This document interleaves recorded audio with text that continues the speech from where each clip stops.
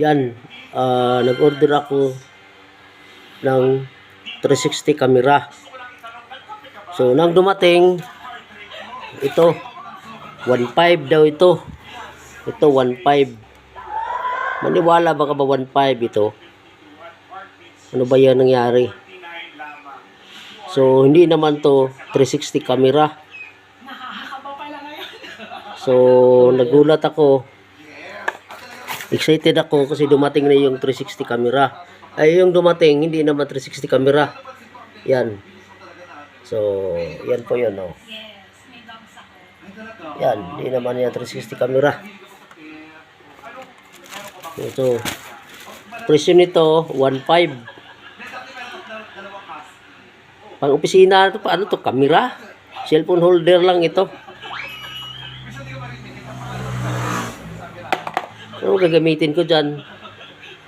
Paano yan makabit sa motor?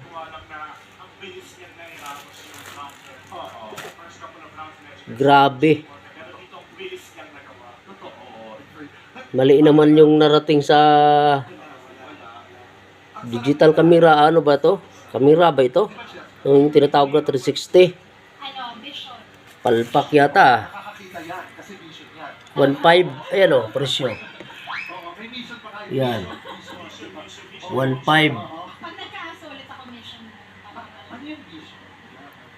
Ano ba yan? 1.5 daw. So, kayo na humusga. So, hindi naman digital camera ang dumating. Hindi naman 360 camera. Eh, gagamitin ko sana pang joyride. Pang cellphone lang ito. Ano ba yan? First time ko na ganito. Na-scam yata ako. Ayan o. Mobile phone holder. Hindi naman 360 ang dumating. Ang order ko ay 1.5. 360 camera. Yung dumating, ayan. Mobile phone holder. So, kayo na humusga. So, ganito na presyo. 1.5.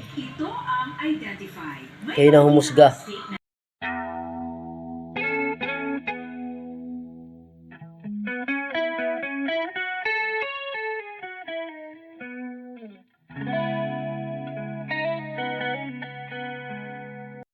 Ito yung in-order ko, guys.